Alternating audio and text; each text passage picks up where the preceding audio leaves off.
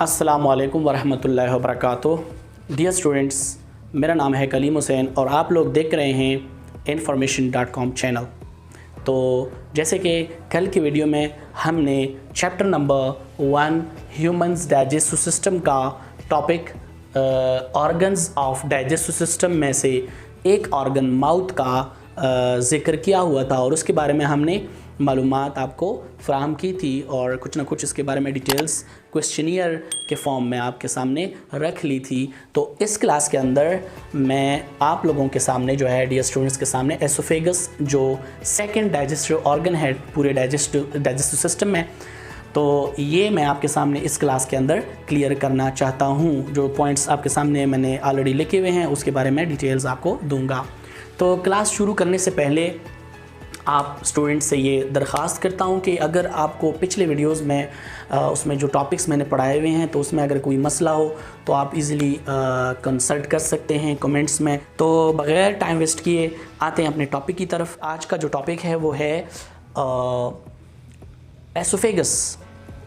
तो dear students, digestive system के बारे में हमने ऑलरेडी पढ़ लिया है कि डाइजेस्टिव सिस्टम एक निज़ाम का नाम है जिसमें फ़ूड की डाइजेशन होती है। ये पहले मैं डिस्कस कर चुका हूँ।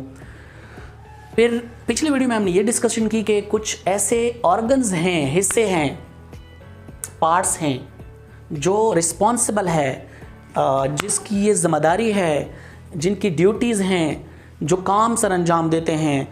किसके लिए? डाइजेस्टिव सिस्टम के लिए।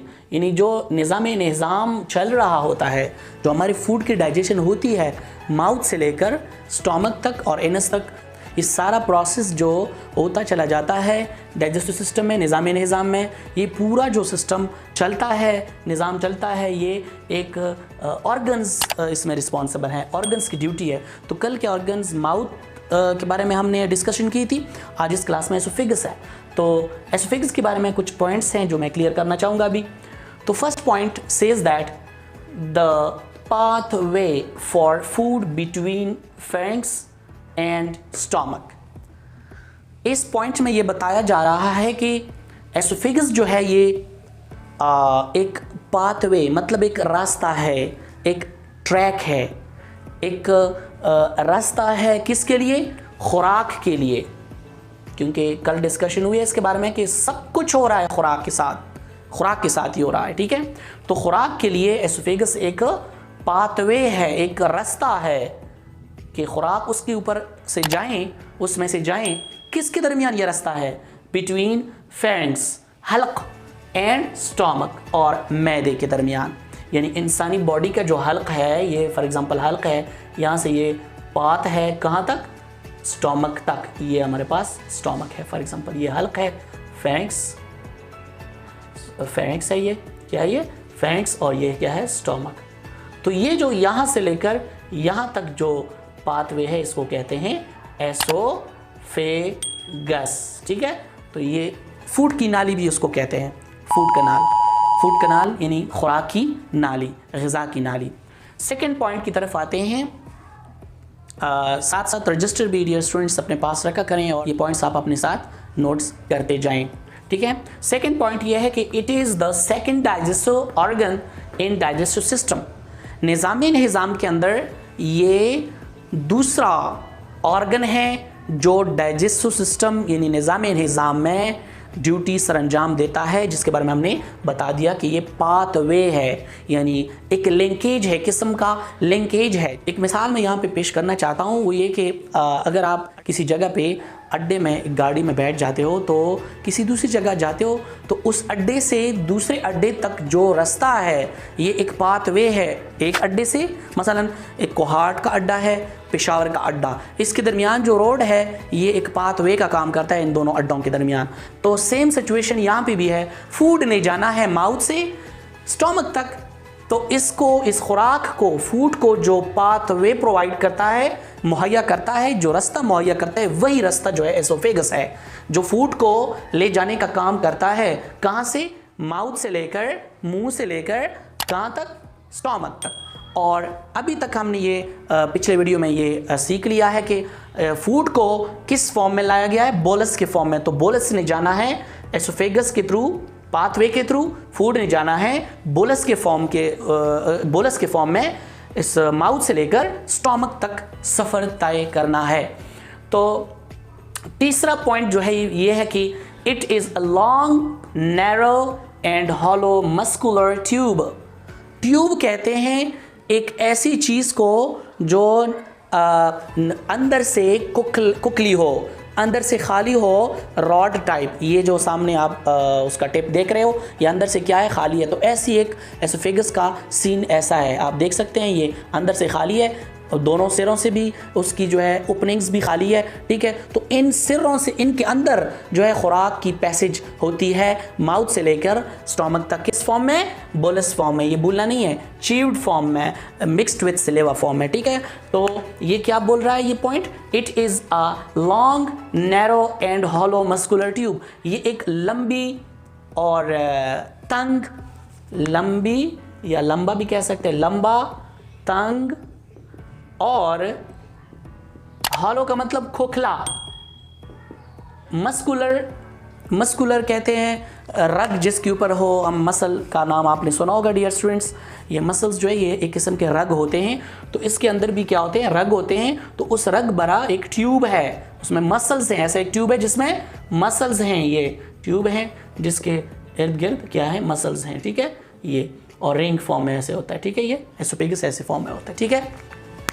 तो मेरे ख्याल से इस पॉइंट में कोई मसला नहीं होना चाहिए। स्टूडेंट्स बढ़ते हैं अपने फोर्थ पॉइंट्स की तरफ। हमारा फोर्थ पॉइंट्स हमें क्या कह रहा है? Its function. इट्स इशारा है एसोफेगस की तरफ। इट्स का मतलब एसोफेगस, इट्स फंक्शन यानी एसोफेगस का काम। इसका मतलब है इसका मतलब है काम या फेल। कल मैं वीडियो में बता चुका हूँ क्लास में, ठीक है। Its function is to carry. Carry का मतलब ले जाना। इसका काम है ले जाना। किस चीज का ले जाना? बोलस का ले जाना। बोलस क्या चीज है? Chewed food mixed with saliva. Saliva और टीथ के जरिए माउथ में चुबाया गया जो खुराक है, उसके लिए जो टर्म यूज हुआ है वो बोलस है। कल की क्लास में मैं क्लियर कर चुका हूं। इट्स फंक्शन, इट्स का मतलब एसोफेगस। एसोफेगस का काम ये है कि वो ले जाता है, कैरी का काम है ले जाता है क्या चीज? बोलस। बोलस का आगे तारीफ हो रहा है कि ये चेव्ड फूड है मिक्स्ड विथ सिलेवा। सिलेवा के साथ मिक्स हुआ फूड है जो नरम होता है और सॉफ्टन होता है और एंड स्लिपरी होता है, ठीक है। ये दो क्वालिटीज इसके अंदर है कि ये इस किस्म का फूड होता है। तो ये कहाँ से कहाँ तक? टू स्टोमक फ्रॉम माउथ, या ऐसे भी आप कह सकते हैं फ्रॉम माउथ टू स्टोमक, यानी मुंह से बोलस को ले जाने का ड्यूटी किसकी है? एसोफेगस की है। कहाँ तक? माउथ से लेकर स्टोमक तक। ये ड्यूटी कौन सा अंजाम देता है? एसोफेगस। किसके लिए? डाइजेस्टिव सिस्टम के लिए, ताकि हमारा निज़ाम मेंटेन हो, बरकरार हो, उसका जो प्रोसेसिंग है, अमल दरामद है, वो जारी हो, स्टॉप ना हो। अगर इस ऑर्गन में से कोई ऑर्गन भी काम करना छोड़ दें डियर स्टूडेंट्स, तो पूरा निज़ाम दरहम बरहम हो सकता है। तो पांचवें पॉइंट्स की तरफ आते हैं। वो क्या है कि it has sphincter muscles at both of its and. इसके दोनों सिरों पे एक किस्म की मसल है जिसको स्फिंक्टर मसल कहते हैं। स्फिंक्टर मसल्स ये रिंग के फॉर्म में, रिंग कड़ों के फॉर्म में होते हैं, कड़े, या आप इसको अंगूठे कह सकते हैं। अंगूठे के फॉर्म में चिल्ला जिसको कहते हैं। तो कड़ों के फॉर्म में इसके मसल्स होते हैं दोनों साइड्स पे, ठीक है। ऐसे ये फॉर एग्जांपल ये एसोफेगस है और ये दोनों साइड पे इसके कड़ों के फॉर्म में मसल्स होते हैं। इनका काम क्या है? ये इसके अंदर जो फूड है इसको, यहाँ पे माउथ है फॉर एग्जांपल और यहाँ पे स्टोमक है। सुन रहे हैं सारे? प्लीज़ अटेंटिव आप क्लास सुन लें ताकि हर पॉइंट के ऊपर आप समझ सकें। माउथ से खुराक का जाना है एसोफेगस के थ्रू स्टोमक के अंदर। तो ये जो स्फिंक्टर मसल्स हैं ये कभी रिलैक्स, कभी कॉन्ट्रैक्ट हो जाते हैं तो कभी फिर खुल जाते हैं। कॉन्ट्रैक्ट, रिलैक्स, ठीक है। ये काम ये करते हैं। ये काम क्यों करते हैं ये स्फिंक्टर मसल्स? ये काम इसलिए करते हैं कि फूड वापस अपने माउथ के अंदर ना आ जाएं और स्टोमक के अंदर जाने के बाद वापस एसोफेगस के अंदर ना आए। तो ये इसका फंक्शन है। ये बाद में मैं अभी भी क्लियर भी करूंगा, लेकिन पहले से मैंने बता दिया। तो that was the fifth point, okay. It has sphincter muscles at both of its and. Sphincter muscles होते हैं दोनों सिरों के ऊपर। ये इसका काम क्या है, ये अगले 6 पॉइंट में मैं अभी क्लियर करूंगा। स्फिंक्टर मसल्स प्रिवेंट्स, रोकते हैं किस चीज़ से, फूड को, खुराक को, यानी बोलस को। असल में ये बोलस है, ये पॉइंट जहन में याद रखना, असल में ये बोलस है। तो बोलस को प्रिवेंट करता है, बचाता है, रोकता है किस चीज़ से, टू कम बैक, वापस आने से, टू माउथ, मुंह की तरफ वापस आने से रोक लेता है, फ्रॉम एसोफेगस, एसोफेगस से वापस मुंह की तरफ आने से रोक लेता है। कौन रोक लेता है, स्फिंक्टर मसल्स। किसको, बोलस को, फूड को जो बोलस के फॉर्म में है। कहां से रोक लेता है, माउथ को आने से, और कहां से, एसोफेगस से। And from stomach back to the esophagus, और मैदे में जब एक बार खुराक चला जाता है तो उसको रोक लेता है कि वो फिर से वापस एसोफेगस तक न आए। तो dear students, that was all about the working of esophagus for the digestive system। तो अगर इस क्लास के अंदर आपको कोई भी प्रॉब्लम फेस हो, कोई भी प्रॉब्लम आपको हो रही हो, तो आप प्लीज़ आप कमेंट सेक्शन में ज़रूर उसका डिस्कस कर लिया करें, क्योंकि हम जो वीडियो बनाते हैं तो हमारी नज़र सारा जो है वो कमेंट्स के ऊपर होती है हमारी नज़र, ठीक है। हम सोचते होते हैं कि हमारे जो डियर स्टूडेंट्स हैं या कोई नाज़रीन है वो कब हमें मसले मसाइल डिस्कस करें, हमारे सारे मसले मसाइल आप कमेंट सेक्शन में डिस्कस करें, ताकि इंशाल्लाह हमारा जो लिंक है वो बरकरार रहे और हमारा ये सिलसिला इंशाल्लाह अल्लाह के फजल करम से आगे जारी रहे। और एक बात और मैं करने जा रहा हूँ, मेरा क्लास अभी ख़त्म हो गया है एसोफेगस का। कल हम इंशाल्लाह स्टमक के बारे में ऐसे पॉइंट्स में या कोई क्वेश्चंस के फॉर्म में डिस्कस करेंगे इंशाल्लाह। तो आखिर में मैं फिर वही बात करूँगा जो मैंने पिछले वीडियो में बताई थी। मैं एक आपको एडवांटेज देना चाहूँगा, specially for those who subscribe me and who support me. उनको मैं ये मतलब है कि एडवांटेज देना चाहूँगा जो मुझे सपोर्ट करते हैं, मुझे हौसला देते हैं और मेरे चैनल को ज़्यादा से ज़्यादा सब्सक्राइब करते हैं, मेरे रेगुलर व्यूवर्स होते हैं।